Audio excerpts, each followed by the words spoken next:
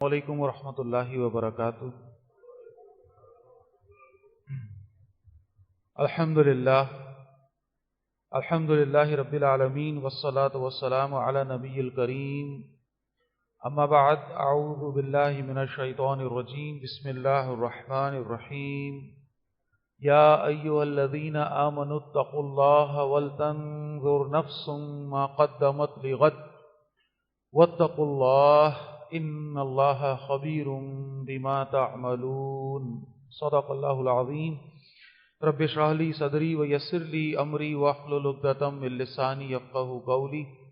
رب یسر ولا تعسر وتمم بالخیر، رب اغفر وارحم وانت خیر الراحمین، آمین یا رب العالمین۔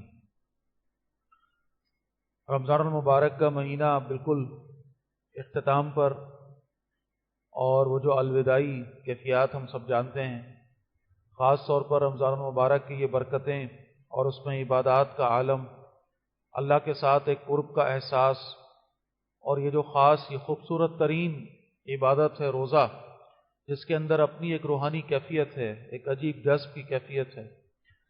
دنیا میں بندے کو کہیں نہ کہیں کسی درجے میں احساس ہوتا ہے کہ اپنے اللہ کی خاطر کچھ کر رہا ہوں، کوئی تھوڑی سی مشقت ہے، تھوڑی سی پریشانی ہے، بہت معمولی سی، لیکن بہرحال کسی نہ کسی درجے میں ایک احساس دل میں آتا ہے کہ اللہ کا شکر ہے کہ اللہ نے ہمیں دنیا میں کسی قابل سمجھا۔ اب جو اس رمضان اور اس کی جو اہم ترین عبادت روزہ ہے، اس کی حکمت اور اس کا سبب کیوں فرض کیا گیا، بار بار سمجھتے آ رہے ہیں۔ قرآن نے ہمارے سامنے وہ حکمت رکھی ہے، لعلکم تتقون، تاکہ تم متقی بن جاؤ، تمہارے اندر تقوی آ جائے۔ اس تقوی کے مختلف مظاہر ہیں، پہلے بھی اس پر ہم بات کرتے رہے۔ وہ سارے زاویے جو اس تقوی کے حوالے سے ہم نے اس سے پہلے سمجھے، اسی میں ایک اور اہم ترین زاویہ آج جو میں نے آپ کے سامنے سورہ حشر کی آیت کی تلاوت کی ہے، اس میں بھی دیا گیا ہے۔ یہ تقوی کیا ہے، اس کی تعریف، اس کی قد و خال، اس کی تفصیلات بہت کچھ انداز میں بیان کی جا سکتی ہے۔ اس آیت کو اگر اپنا فوکس بنا لیں، اللہ رب العزت فرما رہے ہیں یا ایھا الذین آمنوا اتقوا اللہ، اے ایمان والو اللہ کا تقوی اختیار کرو، اللہ سے ڈرو۔ وَلْتَنْظُرْ نَفْسٌ مَا قَدَّمَتْ لِغَدٍ، اور تم میں سے ہر شخص یہ دیکھے کہ اس نے آگے کیا بھیجا ہے، آگے کیا بھیجا ہے۔ وَاتَّقُوا اللَّهَ، اور پھر وہی بات آئی کہ ڈرو اللہ سے، اللہ کا تقوی اختیار کرو۔ ان اللہ خبیر بما تعملون، اللہ تعالیٰ خوب واقف ہے، اچھی طرح۔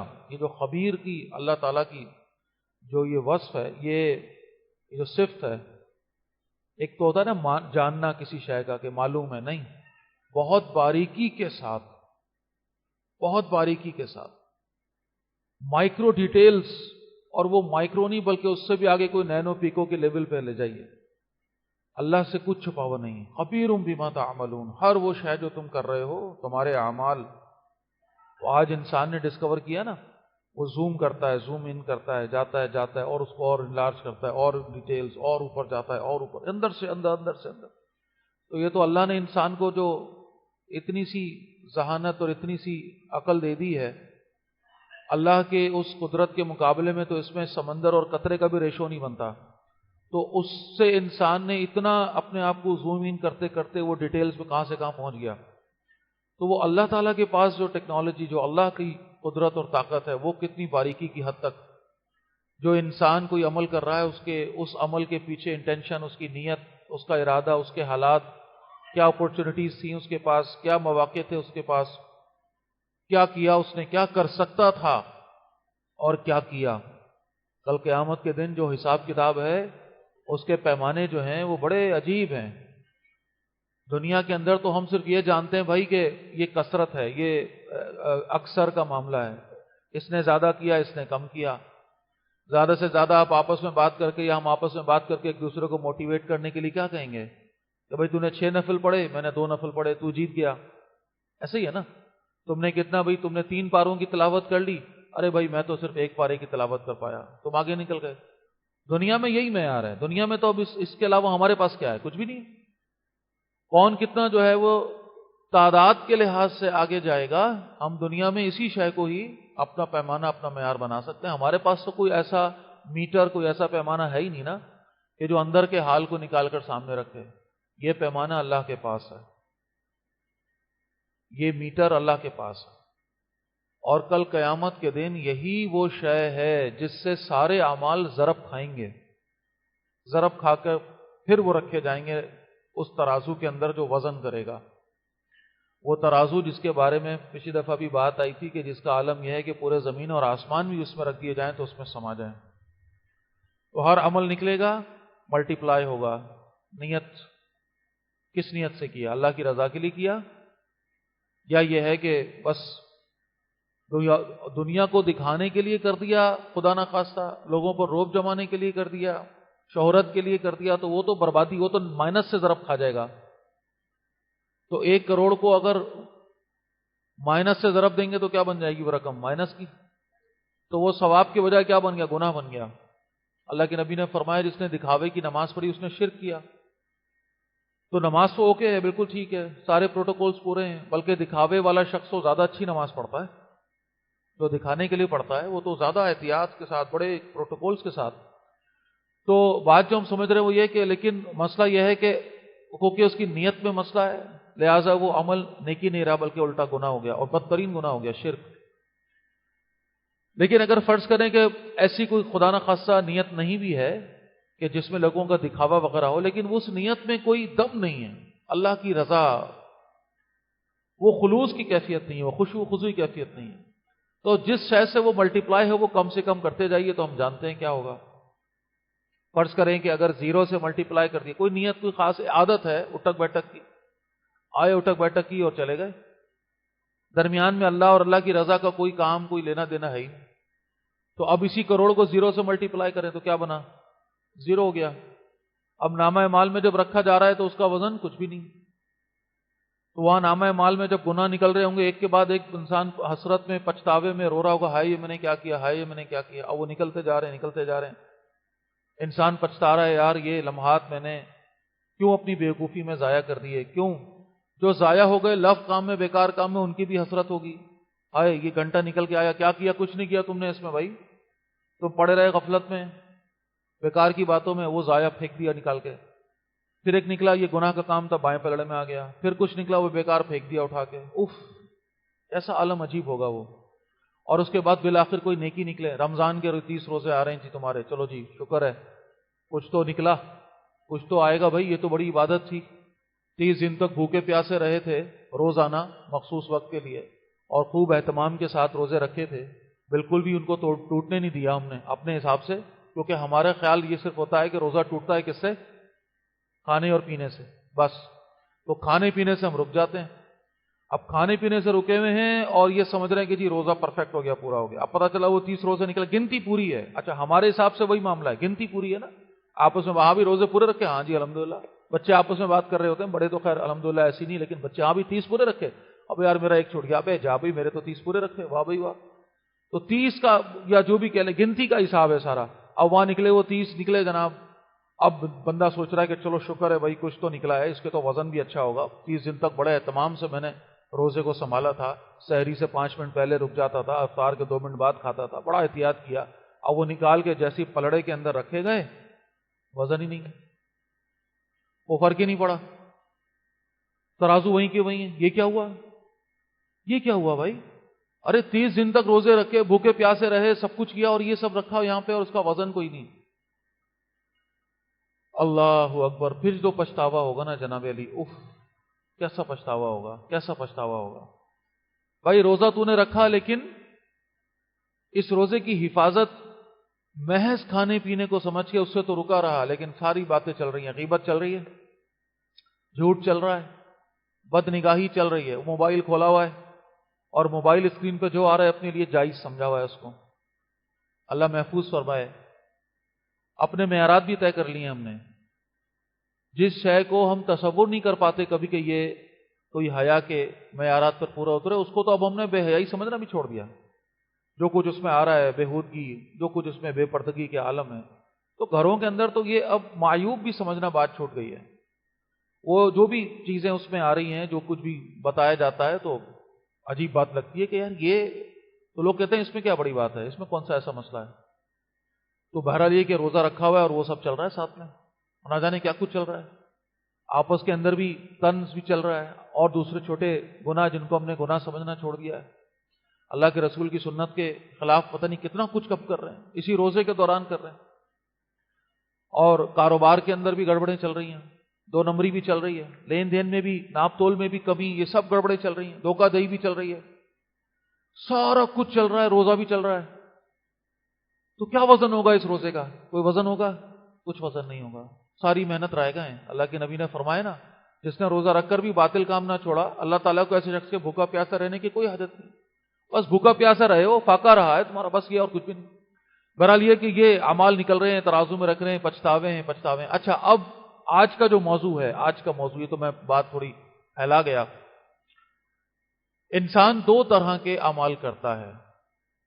قرآن نے ان اعمال کو اس انداز میں بیان کیا ہے کہ جس کا مفہوم یہ ہے کہ اللہ تعالیٰ اس دن یہ بتائیں گے کہ تم نے کیا آگے بھیجا اور کیا پیچھے چھوڑا۔ اور اس آیت کا یہ ٹکڑا بھی آپ کے سامنے میں نے پڑھا کہ وَلْتَنْظُرْ نَفْسٌ مَا قَدَّمَتْ لِغَدٍ، ہر شخص دیکھے کہ آگے کے لیے کیا بھیجا ہے، آگے کے لیے کیا بھیجا ہے۔ اب دیکھیے، کوئی بھی انسان فارغ تو نہیں ہے، ہم میں سے کون شخص ہے جو فارغ ہے؟ کوئی ہوگا، کوئی نکھٹو ٹائپ، کوئی 100 میں سے اللہ نے اس کو دی ہوئی ہے مزے کی زندگی، وہ اپنی جگہ اس کی، لیکن کوئی بھی آدمی فارغ ہے؟ کوئی فارغ نہیں ہے۔ ہر آدمی اور عمر کے جس حصے میں بھی ہے، کچھ نہ کچھ مصروفیت میں لگا ہوا ہے، اور اگر اللہ تعالیٰ نے اس کو دنیا کی جھمیلوں سے نجات دے دی اور وہ خوش نصیب ہے اور اللہ کی عبادت میں، اللہ کے ذکر میں لگا ہے، تو کیا ہی بات ہے۔ لیکن خدا نہ خاصہ میں جو عرض کر رہا ہوں کہ کچھ نہ کچھ تو کر رہا ہے، اور یہ جو کچھ نہ کچھ محنت ایفرٹ ہے، یہ کہاں جا رہی ہے؟ یہی دنیا کے اندر ساری محنت کا حاصل کیا ہے؟ دنیا۔ سورہ کہف کی وہ جو آخری حصے کی آیت ہے، وہ ہلا دینے والی آیت ہے۔ کیا ہم تمہیں بتائیں کہ اپنی ایفرٹس کے لحاظ سے، محنتوں کے لحاظ سے کون ہے جو سب سے زیادہ نقصان میں ہے؟ یہ وہ شخص ہے جس کی ساری محنت دنیا میں گم ہو گئی، دنیا میں لگ گئی، اور یہ سمجھتا رہا کہ ہم بڑا اچھا ہوں، میں بڑا زبردست کام کر رہا ہوں۔ اب حساب کتاب کے لیے بندہ کھڑا ہے، ہاں بھائی 24 گھنٹے میں سے کتنا آرام کیا؟ یا اللہ، میں نے تو مشکل سے کوئی 5 گھنٹے بھی آرام مشکل سے نہیں کیا، 24 گھنٹے میں سے میں تو 18 گھنٹے 19 گھنٹے کام میں لگا رہا، محنت میں لگا رہا، بھاگ دوڑ میں لگا رہا، میں تو بیٹھا ہی نہیں۔ پیدا ہوتے ہی ابا اماں نے اسکول میں ڈال دیا تھا، صبح سے شام تک وہ اسکول کی ٹینشن، پڑھائی، ہوم ورک، اس کے بعد وہ اسکول سے ہوتے ہوتے پھر وہ کالج، یونیورسٹی، اور ایسی کوئی آسان کام ہے ڈاکٹر بننا، انجینئر بننا، بڑا آدمی بننا ہے؟ وہ آسان کام تو نہیں ہے، پیسہ کمانے کی مشین بن رہا۔ اس ٹریننگ سے گزرنا، جس ٹریننگ کا حاصل یہ کہ زیادہ پیسہ کمانے کے قابل کون بن جائے، اتنی مشکل زبان انگریزی اس کو سیکھنا، اور اس کے لیے اتنی محنت، سارا میتھمیٹکس سیکھنا کوئی آسان کام ہے؟ Chemistry, physics, economics, accounting, financing, نہ جانے کیا کچھ لگا رہا، دن رات لگا رہا، اپنا آرام بھی قربان کیا، اپنے آپ کو ہلاکت میں ڈالا۔ اس کے بعد پھر جناب یہ پروفیشنل ٹریننگ تھی، یہ ڈگری تھی، پھر اس کے بعد یہ، اس کے بعد یہ تھا، اس کے بعد وہ تھا، پھر یہ نوکری کوئی آسان تھی؟ صبح سے شام تک اس نوکری کے چکر میں۔ یہ کاروبار کوئی آسان تھا؟ صبح سے شام تک بھاگ دوڑ، نہ چھٹی، نہ عید، نہ کچھ، عید والے دن بھی دکان کھول کے بیٹھا ہوا ہے، رمضان میں بھی جو ہے وہ صبح سے شام تک آیا، اللہ کام ہی کام کیا، آرام تو کیا ہی نہیں۔ اچھا، ابھی ساری تیری جو محنت ہے، یہ سارے تیرے کام ہیں، تیری توانائیاں لگی ہیں، اب اس کو نکال کے ذرا سارٹ کرتے ہیں کہ اس میں سے کتنی توانائی لگی دنیا کے لیے اور کتنی لگی آخرت کے لیے۔ وہ ساری توانائیاں جو دنیا بنانے میں، دنیا کے لیے لگی تھی، وہ سب کہاں گئی؟ دنیا میں۔ پوری زندگی کا حاصل کیا ہے؟ یا اللہ 400 گز کا بنگلہ بنا کے چھوڑ کے آیا اپنے بچوں کے لیے، وہ تو تم نے بنا لیا، ٹھیک ہے، وہ تو رہ گیا دنیا میں۔ اب اگلی بات، بڑے ماڈل کی گاڑی، بڑی زبردست لگژری گاڑی میں نے خریدی، بڑا میں نے اس کے لیے مینج کیا، یہ کیا وہ کیا، ہاں بھائی ٹھیک ہے، وہ بھی وہیں رہ گئی، وہ تو دنیا میں رہ گئی بھائی۔ جی ترقی کرتے کرتے میں اتنے گریڈ پہ پہنچا، یہ اختیار، یہ اقتدار مجھے ملا، ٹھیک ہے بھائی، وہ بھی وہیں چھوڑ کے آ گیا، وہ اتنی میں نے محنت کی، اتنے مہنگے مہنگے کپڑے میری الماری میں لٹکے ہوئے تھے، وہ مہنگے ترین جوتے میرے اس میں رکھے تھے گھر کے اندر، بہترین قالین میں نے گھر میں خریدا تھا، بہترین میں نے گھر کے اندر نعمتیں جمع کی تھی، کچھ کسر میں نے چھوڑی نہیں، تو سب کی سب تو دنیا میں رہ گئی۔ وہ زمین خریدی، جائیداد خریدی، پلاٹ خریدے، یہ بنایا، وہ بنایا، یہ جوڑا، یہ توڑا، وہ سب کہاں؟ دنیا میں رہ گیا نا بھائی۔ ہاں ایک پوائنٹ لے لو، وہ پوائنٹ کیا ہے؟ کسب حلال، وہ بھی اگر حلال کیا ہے تو کسی کا حق مارے بغیر کیا ہے تو اس میں ناجائز کی، حرام کی آمیزش نہیں ہونے دی. تو یہ پوائنٹ ہے تمہارا. 10 کام تمہیں دیے تھے، اس میں سے ایک تھا کہ کسب معاش، کسب حلال کرنا ہے تمہیں. وہ پوائنٹ لے لو، یہ لو 100 میں سے 100. اگلے 9 کا پوائنٹ کا کیا ہے؟ اللہ کی عبادت، فرائض واجبات، تقوی کے معیارات، یہ دین کی دعوت کا کام، یہ میری کتاب کا پڑھنا سمجھنا، اس پر غور و فکر کرنا، دوسروں کے لیے دین کا چراغ بننا، یہ مشعل بننا، دوسروں کی ہدایت کی روشنی پہنچانا، خود بھی عمل کرنا، اپنے بچوں کی تربیت، بچوں کو اللہ سے معرفت، اللہ کا تعارف دینا، اپنے رشتہ داروں میں دین کا دعوت کا کام کرنا. یہ اقامت دین کی منزل، دین کے قیام، دین کے نفاذ کی محنت تمہارے اوپر لگائی تھی میں نے. یہ دعوت تبلیغ کے تمہارے اوپر ذمہ داری، تم کو میں مسلمان بنا کر پیدا کیا تھا بھائی. کیا ہوا؟ کیا کیا؟ کتنا وقت لگایا؟ What is your contribution towards my دین؟ سمپل سا کوشچن ہے. میرے دین کے لیے تمہاری کنٹریبیوشن کیا ہے؟ کیا سیکھا، کیا سکھایا، کیا پڑھا، کیا پڑھایا؟ یہ وہ عمل ہے جس کو آخرت میں آ کر جمع ہونا تھا نا. یہ ہے فرق، جو آگے بھیجا اور جو پیچھے چھوڑا. اب دنیا کی مثال ہماری سمجھ میں بڑی آسانی سے آ جاتی ہے. سادہ سی مثال ہے، ہم آپس میں بات چیت بھی کرتے ہیں. ایون میں اپنی بات کروں، ہمارے رشتہ داروں کے اندر یہ مثالیں موجود ہیں. ایک صاحب کا تذکرہ ہوا کہ مثال کے طور پہ کہ بھائی وہ گئے تھے باہر کمانے. 40 سال انہوں نے باہر عرب کنٹریز کے اندر بڑی محنت کے ساتھ اپنا کام کیا، جو بھی کیا، اور جب تک وہاں رہے خوب کمایا، بڑے اچھے حالات رہے، بڑے زبردست بہترین لگژریس لائف رہی. لیکن کیا کیا؟ کماتے رہے کھاتے رہے، کماتے رہے کھاتے رہے. بھولے بیٹھے تھے کہ مجھے ریٹائر بھی ہونا ہے. اب ہوا کیا؟ ہو گئے ختم، ریٹائر. اب جب ریٹائر ہوئے تو اب کیا کرنا ہے بھائی؟ یہ عربی تو نہیں رکھتے اپنے پاس، سوال ہی نہیں پیدا ہوتا. جب تک آپ ان کے کام کے ہیں وہ آپ کو استعمال کریں گے. جہاں انہوں نے دیکھا بس بندہ کا کام پورا ہو گیا، چلو بھائی جاؤ واپس اپنے وطن، اپنے گھر جاؤ، چلو نکل جاؤ ادھر سے. اب جب وہاں سے یہاں آئے خالی ہاتھ. کیوں بھائی؟ اس لیے کہ یہ تو خیال ہی نہیں تھا، گمان ہی نہیں تھا کہ یہ وقت بھی آئے گا. وہ تو کھا رہے تھے، کما رہے تھے، بس بہترین زندگی جی رہے تھے. اب پچھتا رہے ہیں، اب سر پیٹ رہے ہیں، یہ کیا کیا میں نے. اب یہ دنیا کی مثال ہے. دنیا کے اندر نا کیا آگے بھیجا، کیا پیچھے چھوڑا. اس کے مقابلے میں ایک اور مثال موجود ہے. اللہ نے توفیق دی، پہنچے. اب جو کمایا ان کو پتا ہے کہ بھئی مجھے ایک دن واپس جانا ہے، لہذا کیا کیا بھئی اس میں سے یہ بھجواتے رہو جی، پاکستان بھجواتے رہو. اور جو یہاں ہیں ان کو سمجھاتے رہے، جمع کرتے رہے، بھئی کوئی پلاٹ خرید لو، مکان بنا لو. چلو بھئی یہاں پر مشکل سے گزارا ہو رہا ہے، وہاں مشکل سے گزارا کر رہے ہیں. ایک کمرے میں 7 افراد رہ رہے ہیں مل جل کر بانٹ کر، ایک وقت کھا رہے ہیں ایک وقت نہیں کھا رہے ہیں. یہ عالم ہے. کیوں؟ کیونکہ اپنی مستقبل کی پرواہ ہے نا.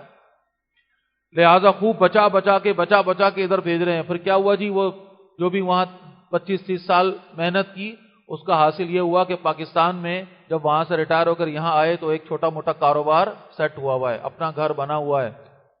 اب آ کر سکون سے اپنے گھر میں بیٹھے ہیں، اور یہ ہے کہ بھائی اپنے کاروبار ہے، اس کے اندر بیٹھ کر اپنا جو بھی عزت کے ساتھ مل رہا ہے وہ کھا رہے ہیں. اب جب کمپیریزن ہوتا ہے تو کیا بات ہوتی ہے؟ بھائی دیکھو کتنا عقل مند آدمی، کتنا سمجھدار آدمی. اور جب کمپیریزن ہوتا ہے اس آدمی سے کہ جس نے ضائع کی اپنے وہ ماہو سال ماہ، تو کیسا بیوقوف آدمی ہے، نالائق آدمی ہے. تو دنیا کے اندر یہ مثال کیسی سمجھ میں آ جاتی ہے، کیسی سمجھ میں آ جاتی ہے. اللہ کے نبی نے جو حدیث فرمائی، کیا القیس من دان نفسہ وعمل لما بعد الموت. عقل مند وہ ہے، سمجھدار وہ ہے، ذہین وہ ہے جو اپنے نفس کو قابو میں رکھے اور عمل کرے اس اصل زندگی کے لیے، موت کے بعد والی زندگی کے لیے. وہ ہے اصل وطن، وہ ہے اصل گھر، وہاں جانا ہے. مجھے، آپ کو، ہم سب کو. کسی کو ڈاؤٹ ہے یہاں کی ریٹائرمنٹ ایج؟ کسی کو نہیں پتا. دنیا میں تو پھر بھی پتا ہوتی ہے بھئی آج ریٹائر ہونا ہے، 2 سال بعد، 3 سال بعد، 4 سال بعد. یہاں تو کوئی پتہ ہی نہیں ہے. ایک دم ریٹائرمنٹ کا پروانہ ایسے آ جائے گا، چلو بھائی ریٹائرڈ، آ جاؤ اپنے اصل گھر کی طرف. پہلے یہ مرحلہ ہے درمیان کا، یہ 6 فٹ کی قبر ہے، اس میں لیٹنا ہے، یہ برزخ ہے، یہاں معلق رہو، اور جو کیا ہے دنیا میں اس کی سزا جو بھی ہے یہاں پر اس کو بھگتو. اب اس کے بعد جب کھڑے ہوں گے کل وہاں محشر والے دن، اور اس کے بعد پھر لے کے جایا جائے گا یہ دیکھنے کے لیے کہ کیا پیچھے چھوڑا اور کیا آگے بھیجا۔ وَلْتَنْظُرْ نَفْسٌ مَا قَدَّمَتْ لِغَدٍ، ہر آدمی اپنا اپنا جائزہ لے، اپنے اندر جھانکے، اپنے آپ کو ایویلویٹ کرے۔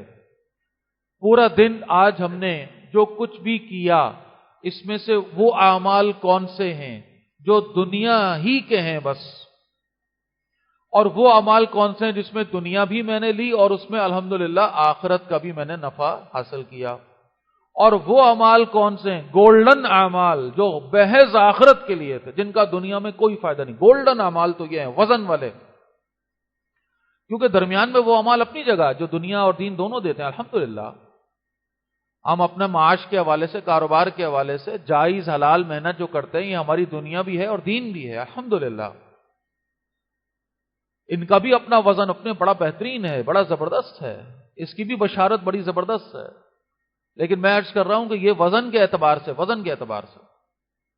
بڑا وزن والا عمل وہ ہے، یعنی اللہ تعالیٰ دیکھتا ہے نا ایک بندے کو، ایک ایسا عمل کر رہا ہے جس کا اسے دنیا میں بھی فائدہ ہے اور دین میں بھی، تو اس کا بھی کام چل رہا ہے اور آخرت بھی بن رہی ہے، اور ایک وہ عمل ہے جس کا اس کو دنیا میں کوئی فائدہ ہی نہیں ہے، کوئی فائدہ ہی نہیں ہے دنیا میں۔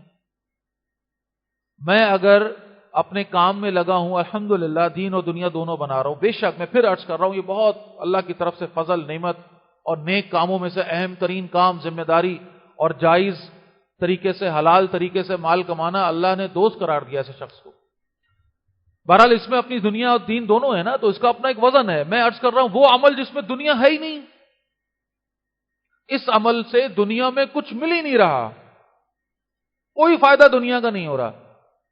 بہت ساری مثالیں ہو سکتی ہیں نا، دنیا کا فائدہ اس عمل میں اتنا سا بھی نہیں ہے، جو کچھ بھی ہے صرف کس کے لیے ہے؟ آخرت کے لیے۔ یہ عمل کہلاتا ہے احسان، یہ ہے احسان، یہ نیکی سے اوپر کی شے ہے۔ ان اللہ یحب المحسنین، اور اللہ ان محسنین سے محبت کرتا ہے۔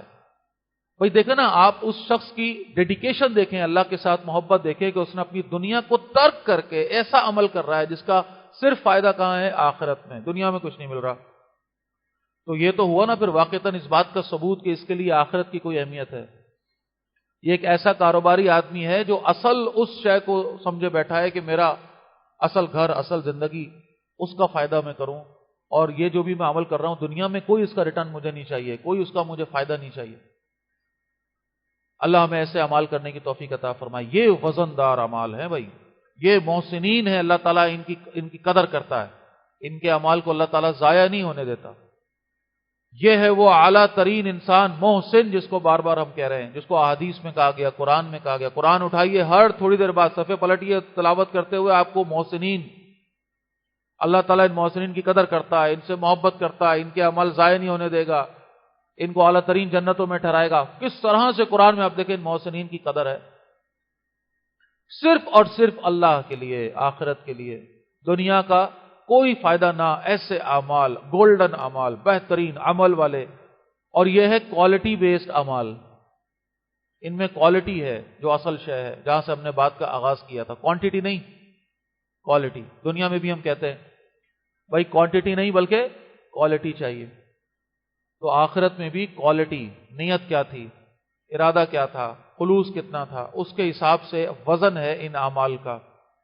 اب یہ جو تقوی کا معیار اس آیت میں دیا گیا وہ یہ ہے کہ ہر آدمی اپنا اپنا جائزہ لے۔ رمضان کا مہینہ اب بالکل اختتام پر ہے، اور کل بھی الحمدللہ تاکرات تھی اللہ کی توفیق سے، جن لوگوں نے جتنی محنت کر لی۔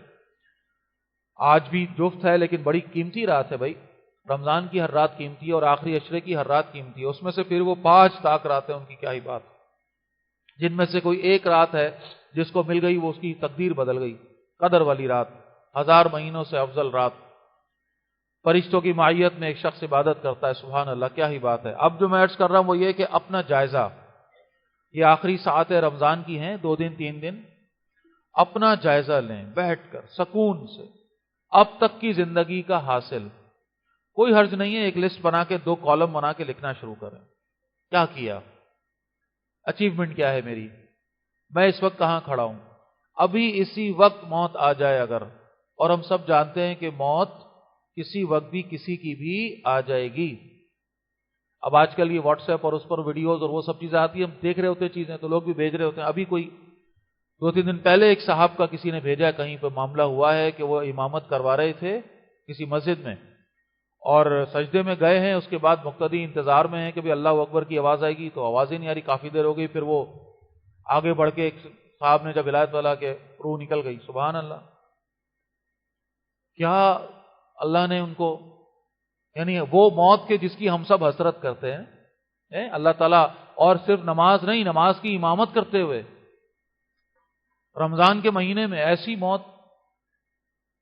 تو بھائی بات جو میں عرض کرنے کی کوشش کر رہا ہوں کہ اپنا اپنا جائزہ ہم لیں، موت کسی وقت بھی، اور یہ موت کی مثال بھی ہے، اور خدا نہ خواستہ دوسری مثالیں بھی ہیں نا، کس کس عالم میں، کس کس کیفیت میں، کیا کیا حرکتیں کرتے ہوئے انسانوں کو موت آ رہی ہے کہ نہیں آ رہی ہے۔ اللہ اکبر، کسی وقت بھی آ جائے گی، ایسے فرشتہ کھڑا ہوگا، چلو بھائی آ جاؤ، یہ لمحہ ہے تمہارا، اور جب وہ موت کا لمحہ ہے، ایک لمحہ آگے نہ ایک لمحہ پیچھے۔ اب اس انداز میں بندہ سوچے گا اس وقت میری موت آ گئی، اسی وقت اسی لمحے، تو میں کہاں کھڑا ہوں؟ اپنا جائزہ لیں، اپنا جائزہ، اور وہ معیارات سامنے سامنے رکھتے چلے جائیں۔ فرائض پورے ہیں بھائی، نماز ساری پوری ہے، جواب اگر ہاں میں ہے تو الحمدللہ بھائی، اور اگر جواب نہ میں ہے تو میں کس گمان میں ہوں؟ میری نمازیں پوری نہیں ہیں اور میں سمجھ رہا ہوں کہ میرے ساتھ اچھا ہونے والا ہے، یہ میں کس طرح سے نتیجہ نکال کے بیٹھ گیا۔ اسی طرح ایک ایک کر کے، حج فرض ہے، حج نہیں کیا، ارے اللہ کے نبی نے فرمایا جس پر حج فرض ہے اور وہ حج کرے بغیر مر گیا، وہ نصرانی یا یہودی بھی ہو کر مرتا تو فرق نہیں پڑتا، وہ ایک ہی بات ہے۔ اللہ اکبر۔ روزوں کی مثال لے لیجئے، زکوٰۃ کی مثال لے لیجئے، اور ہمارے اوپر جو فرائض عائد ہو رہے ہیں ان سب کو دیکھتے جائے ایک ایک کر کے، واجبات جو مجھ پر ہیں میں کیا کر رہا ہوں ان کے حوالے سے۔ پھر آ جائیے اس سے آگے، یہ عبادات سے، عبادات سے آگے پڑھ کے جو معاملات ہیں، اب دیکھیں اپنا جائزہ لیں، جو کام میں کر رہا ہوں، جو نوکری میں کر رہا ہوں، جائز ہے، دین کے مطابق ہے؟ میں جو کما کر اپنے بچوں کے پیٹ میں ڈال رہا ہوں کیا وہ واقعتاً حلال ہے؟ میں جو خود کھا رہا ہوں وہ حلال ہے؟ پھر ایک ایک اسٹیپ آگے بڑھتا جائے، اپنے اخلاق کے حوالے سے ذرا جائزہ لے، باقی لوگوں سے پوچھے۔ ہمارے استاد کہا کرتے تھے پوچھو، میں بس یہ سمجھ کے اپنی زوم میں رہوں کہ میں بڑا خوش اخلاق ہوں بھائی۔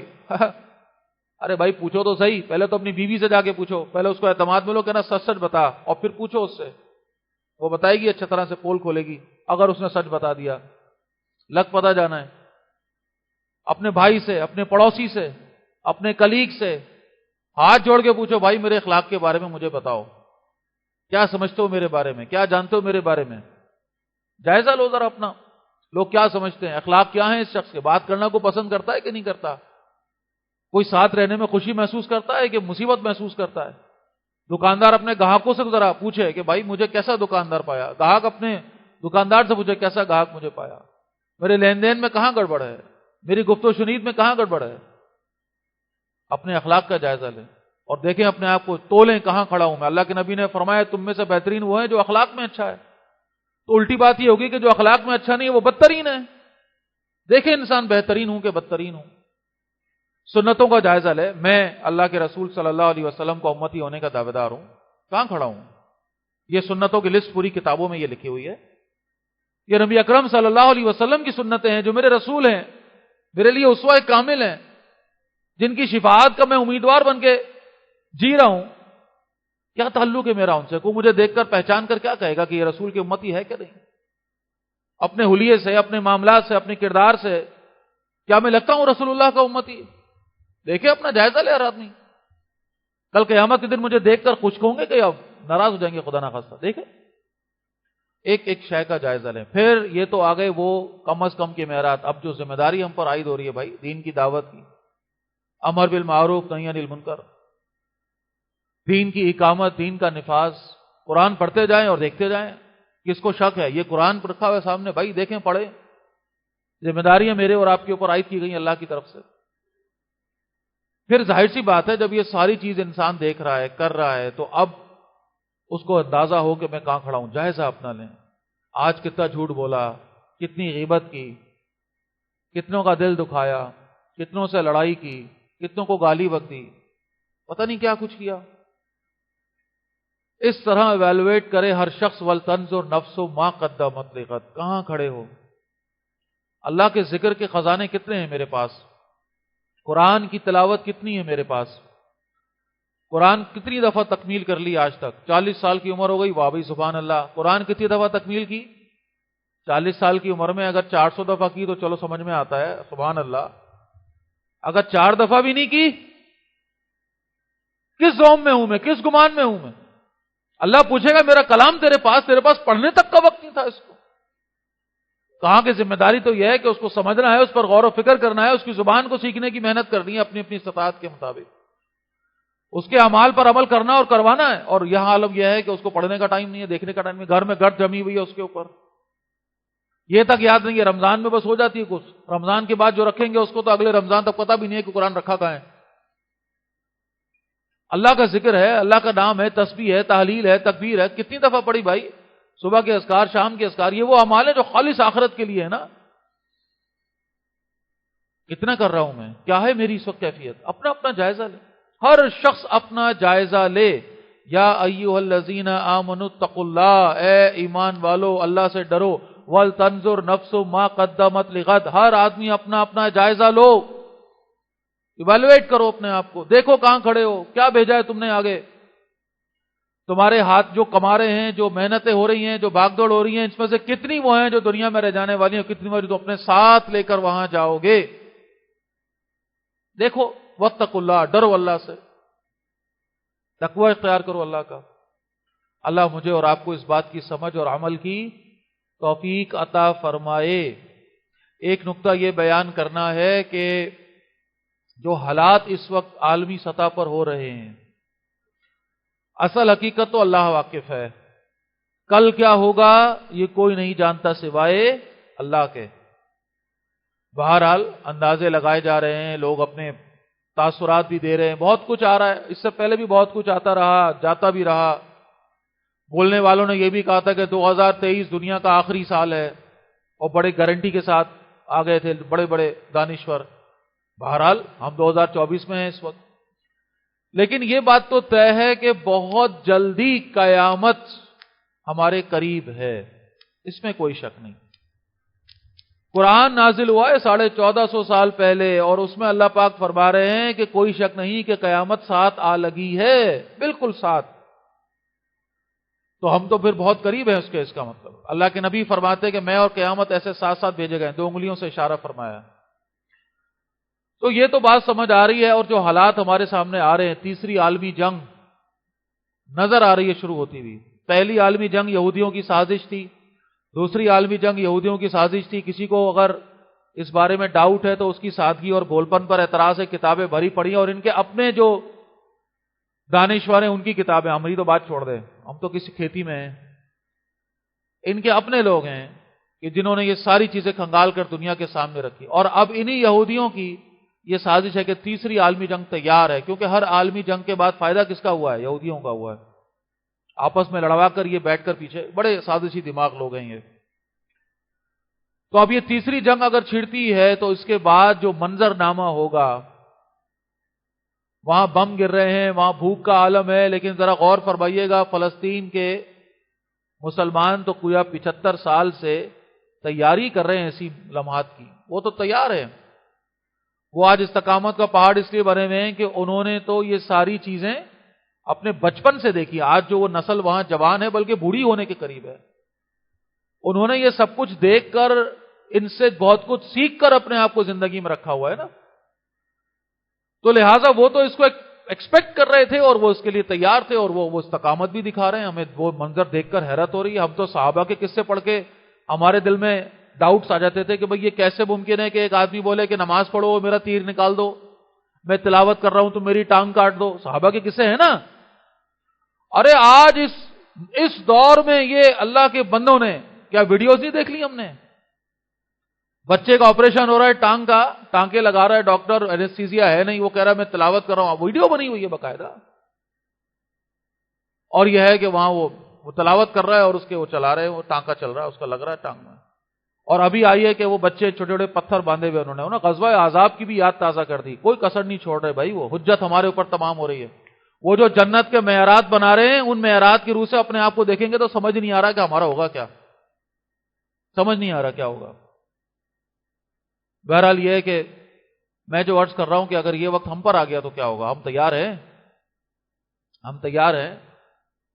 ہم تو ایک وقت کا کھانا میں نہ ملے تو بلبلانے لگتے ہیں، ہماری تو 1 گھنٹے کی لائٹ چلی جائے تو ہمارے تو آنسو نکل آتے ہیں۔ ہم تیار ہیں ان حالات کا سامنا، اور کوئی بھی حالات کسی وقت بھی ہو سکتے ہیں، کچھ نہیں پتا آگے کیا ہونے والا ہے، کیا آگے دنیا یہ تماشا ہمیں دکھائے گی اللہ جانتا ہے۔ اور سب سے بدترین جو فتنہ ہے جس کو ہر نبی نے اپنی امت کو بیان کیا اور خود رسول اللہ صلی اللہ علیہ وسلم نے، میں صرف یہ ریکویسٹ کروں گا کہ خدارا دجال اور دجالیت کے موضوع پر جو بیانات ہیں اچھے مستند علماء کرام کے، ان کو سنیں ذرا، اور جو کتابیں ہیں جو پڑھنے کا شغف رکھتے ہیں پڑھیں ذرا، تو ایک تو احساس یہ ہوگا کہ وہ ساری علامات دجالیت کی ہمارے سامنے موجود ہیں۔ جو آگ ہے وہ اصل میں پانی، اور جو پانی ہے وہ اصل میں آگ نظر آ رہا ہے، اب نظر آ رہا ہے، اب بڑی کلیئر نظر آ رہا ہے۔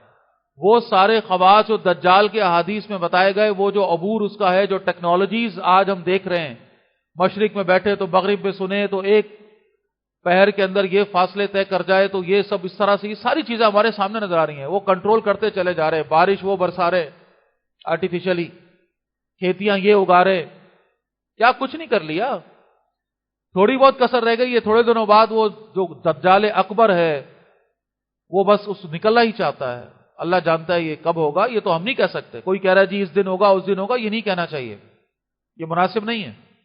یہ مستقبل کے حال بتانے والے جو ہے نا، بعض دفعہ ہمارے اچھے دانشور اہل علم حضرات بھی جذبات میں یہ بات اس طرح کر جاتے ہیں، یہ صحیح، اللہ فرماتا ہے کل کیا ہوگا تمہیں نہیں معلوم، تو اس طرح تعین کے ساتھ کہ اس تاریخ کو یہ ہوگا، پھر اس تاریخ کو وہ نکلے گا اور اس تاریخ کو یہ ہوگا۔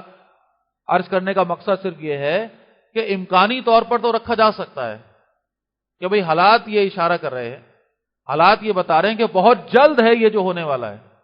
آپ دیکھیں ڈاکٹر سار احمد رحمۃ اللہ علیہ کی جتنی تقریریں آپ کو اس حوالے سے ملیں گی، انہوں نے یہ کبھی اس طرح نہیں کرا کہ فلاں تاریخ کو یہ ہوگا، فلاں سال میں یہ ہو جائے گا۔ انہوں نے یہی کہا جو حالات نظر آ رہے ہیں اس سے معلوم ہی ہو رہا ہے کہ بہت جلد ہے، بہت جلد ہے یہ معاملہ ہونے والا۔ اور یہ بات سمجھ میں آتی ہے کہنا، ہاں بھائی بہت جلد نظر آ رہا ہے ہوتا ہوا، اب اس بہت جلد میں 1 سال لگے کہ 10 سال لگے یہ تو اللہ جانتا ہے، ہمیں نہیں معلوم۔ میں اور آپ تیاری کر لیں بھائی، میں اور آپ اچھی طرح تیار ہو جائیں۔ یہ دجال اس کا ظہور بہت قریب، دجالیت تو پوری طرح ہمارے سروں پر ناچ رہی ہے، دجال بھی آنے والا ہے۔ اور یہ دھوکہ اور فریب کی یہ دنیا ہے کہ جس میں جو نظر آ رہا ہے وہ نہیں ہے اور جو نظر نہیں آ رہا وہ ہے۔ ہم جس کو اپنا فائدہ سمجھ رہے ہیں وہ نقصان ہے، جس کو ہم نقصان سمجھ رہے ہیں وہ فائدہ ہے۔ جو ہمیں بظاہر نظر آ رہا ہے کہ یہ مارا گیا، یہ ہار گیا، یہ نقصان میں رہ گیا، وہی اصل میں وہ جیتنے والا ہے۔ جس کو ہم سمجھ رہے ہیں، دیکھ دیکھ کر حسرتیں کر رہے ہیں، کیا ہی بات ہے، اس کی کیا اسٹیٹس ہے، اس کا کیا شان ہے، اس کی وہ شخص ہے جو کل زنجیروں میں بندھا ہوا اللہ کے سامنے کھڑا ہوگا۔ سب الٹا ہے، سب الٹا ہے۔ جو جا رہا ہے اصل میں وہ آ رہا ہے، جو آ رہا ہے اصل میں وہ جا رہا ہے۔ بات کو سمجھیں، یہ دجال، اس کی سب سے بڑی پہچان یہی ہے۔ دجل کہتے ہی فریب کو ہے۔ سونے کا پانی چڑھا دیا کسی دھات کے اوپر، نظر وہ آ رہا ہے سونا، لیکن وہ کیا ہے، سونا نہیں ہے۔ اسی کو کہتے تھے عرب دجل، اسی سے یہ لفظ دجالیت نکلا ہے، جو نظر آ رہا ہے وہ نہیں ہے۔ لہٰذا آج ہم اس دور میں جی رہے ہیں، اللہ ہمارے حال پہ رحم فرمائے۔ اپنے بچوں کو تیار کرنا ہے، اپنے آپ کو تیار کرنا ہے، بہت جلد یہ دنیا کا منظر بدلنے والا ہے۔ جو انتظار میں بیٹھے ہوئے اپنی پروموشنز کے، جو انتظار میں بیٹھے ہوئے اپنے کاروبار کے بڑھنے کے، جو انتظار میں بیٹھے ہوئے کہ یہ رزلٹ، یہ ڈگری، یہ ملے گا اور یہ اور وہ، تیار رہیں۔ کچھ نہیں پتا اگلے 1 دن میں، اگلے 2 دن میں، اگلے 10 دن میں، اگلے 1 سال میں، اللہ جانتا ہے۔ لیکن یہ ہے کہ حالات ورسٹ ہونے والے ہیں، بدترین ہونے والے ہیں، نظر آ رہا ہے۔ اس میں کوئی خدا نہ خواستہ تھری یا تھرل والی بات نہیں ہے کہ جی آپ پینک پھیلا رہے ہیں، نظر آ رہا ہے بھائی۔ ہوش مندی سے آدمی کام لے، تیاری کرے، اپنے اللہ کے ساتھ جڑے، اللہ کی پناہ میں آ جائے۔ جو اللہ کے سائے میں ہے، اللہ کی پناہ میں، اسی کی بچت ہے بس۔ کوئی اپنے زوم میں ہے، حدیث کا مفہوم ہے اپنے زوم میں، اس دجالیت سے، دجال سے جو ٹکرائے گا مارا جائے گا۔ تو اللہ کی پناہ میں آ جانے کی ضرورت ہے، روحانیت کا لیول بڑھانے کی ضرورت ہے۔ یہ وہ وقت ہے کہ اس میں اس کے بغیر گزارا نہیں ہے، اگر بچنا ہے اس دور دجل سے، اس دجالیت سے۔ لہذا تیاری جو ہے اچھی طرح کر لی جائے، ہر لحاظ سے کر لی جائے، اللہ سے دعائیں کی جائے، مانگی جائے۔ آخری بات اب جو نقطہ عرض کرنا تھا وہ یہ ہے کہ ظاہر ہے ہم سب جانتے ہیں کہ آزمائش جو اس زندگی کا اصل مقصد ہے، اور جو آزمائش جتنی مشکل ہے اس میں اجر اتنا ہی زیادہ ہے۔ میرے سامنے جب مجھے یاد ہے پہلی دفعہ یہ ہمارے اساتذہ نے احادیث سنائی کہ پورے رمضان کی رات جتنے لوگوں کی بخشش ہوتی ہے، عید کی رات لیلۃ الجائزہ، یہ آخری رات، اللہ تعالیٰ اس سے زیادہ بخشش اس رات میں فرما دیتے ہیں۔ تو میں اپنی کیفیت بتا رہا ہوں کہ تھوڑا سا یہ ہوا کہ بھئی پھر رمضان کی فضیلت کا کیا معاملہ ہوا، اتنی فضیلت رمضان کی، اور رمضان کے بعد والی رات میں اس سے بھی زیادہ مغفرت کا اعلان۔ پھر اللہ نے جب یہ بات سمجھائی، ہمارے اساتذہ نے، ان کے ذریعے یہ بات سمجھ میں آئی الحمدللہ، تو پھر وہ قانون جو ہے نا اللہ کا، کون سا؟ جیسی آزمائش ویسا اجر۔ ہوتا کیا ہے بھائی؟ ہوتا یہ ہے کہ بندہ رکا ہوا ہے، تھما ہوا ہے، موبائل نکالا، نہیں یار رمضان ہے، روزہ ہے، ادھر کر دو، ٹی وی کی طرف دھیان کیا، نہیں یار رمضان چل رہا ہے، استغفر اللہ، روزہ۔ اب جب پریشر یہ ہے کہ رمضان ہے، روزہ ہے، بچو بچو بچو، جیسے ہی سائرن بجا، اعلان ہوا جی عید کا چاند نظر آ گیا، لو جناب علی یہ تقوی کا لباس یہ نکالا، یہ نکلے باہر، اس سے اٹھا کے اس کو الماری میں اگلے سال رمضان میں نکالیں گے۔ کھولو ٹی وی، نکالو موبائل، وہ فلاں ڈرامے کی ایپیسوڈ ایک مہینے سے نہیں دیکھی، چلو بھائی فٹافٹ پہلی فرصت میں، چلو بھائی نکلو بازار میں، چلو بھائی تفریح کا موسم آ گیا، کھیل کود کا سیزن آ گیا، گناہوں کا موسم آ گیا، اب مزے کرو، مستی کرو۔ اور وہ شیطان جو قید تھا آتے ہی پھر کہتا ہے کہ اس سے کسر پوری کروانی ہے میں نے۔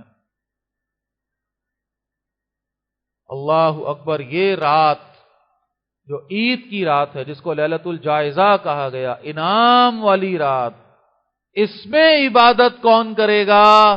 جو واقعی اللہ کا بندہ ہوگا، جو واقعی اللہ کا بندہ ہوگا۔ اس کی عبادت آسان عبادت نہیں ہے بھائی، اس کی عبادت آسان عبادت نہیں ہے۔ یہ تو ایک جیسے کیفیت ہے کہ بندہ قید سے نکلا ہے اور خوشی کے مارے ترانے گاتا ہوا، چھل کود کرتا ہوا، واہ بھائی چلو، اور ایسے میں بندہ جائے نماز بچھا کر بیٹھ جائے، تسبیح لے کر بیٹھ جائے، قرآن لے کر بیٹھ جائے، یہ آسان نہیں ہے، آسان نہیں ہے۔ اچھے اچھے دیندار لوگ یہاں پر ادھر ادھر ہو جاتے ہیں۔ تو لہذا اللہ کے نبی فرما رہے ہیں، ذرا توجہ فرمائیے گا، جس نے عید کی رات کو زندہ کیا، اس میں دونوں عیدیں شامل ہیں، عید الفطر بھی ہے، عید الاضحیٰ بھی ہے۔ جس نے عید کی رات، جو ایک رات پہلے والی رات ہے، اس کو زندہ رکھا، اللہ تعالیٰ کل قیامت میں اس کے دل کو زندہ رکھیں گے جب سارے دل مردہ ہو چکے ہوں گے۔ اس رات کی عبادت، اس رات میں جتنا ہو سکے، ظاہر ہے ہر شخص اپنی استطاعت کے مطابق کم از کم کا کہ بھئی اتنی دفعہ اللہ کا یہ ذکر، کم از کم ایک پارے کی تلاوت، کم از کم یہ جو بھی انسان کو توفیق ہو سکے، قیام اللیل کے حوالے سے 12 رکعت نفل، مثال دے رہا ہوں، کوئی فکس نہیں کر رہے ہم اس کو، ہر شخص 2 نفل پڑھ سکتا ہے نا، چلو بھائی اتنی کوئی اس کی مصروفیت ہے، ایسا کوئی اس کا معاملہ ہے، کوئی ایسی بھاگ دو۔ اور خدا نہ خاصہ اس رات کو اگر ہم نظر کر دیں گے اس شے کے جس کو اللہ کے نبی نے فرمایا کہ روئے زمین پر سب سے بدترین جگہ کون سی ہے؟ بازار۔